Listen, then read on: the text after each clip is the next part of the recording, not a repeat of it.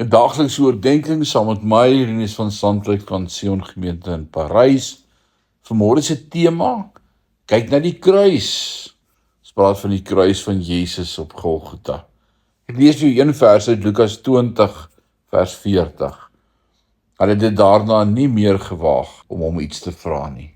Die skrifgeleerdes en fariseërs het dit nie meer gewaag om Jesus te bevraagteken nie. Hoekom? Hulle het die woorde gehoor wat hy gespreek het. Die logika wat hy vertoon het, en hulle was heeltemal stilgemaak in hul sinisme. Maar jy en ek het 'n selfs groter bewys voor ons as die woorde wat hy gespreek het, want ons kan na die kruis kyk. Jy wat die skouers in apatie optrek, na sy skouers kyk en sien hoe dit deur die vlaggelum uitmekaar geskeur word. Maar tog 'n kruis dra wat joune moes gewees het.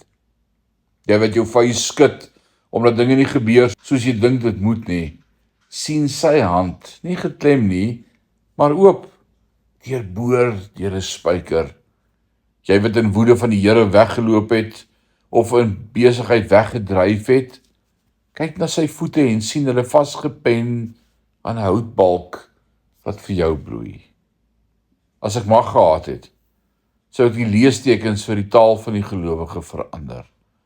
Ek sou die vraagtekens uitgewis en dit vervang het met tekens van 'n kruis. Wanneer mense vra, plaas die teken van die kruis aan die einde. En jy sal vind dat elke vraag afdoende beantwoord word. Mag die Here ons in hierdie dag help om opnuut te kyk na die kruis en te sien wat hy vir ons gedoen het daardie dag.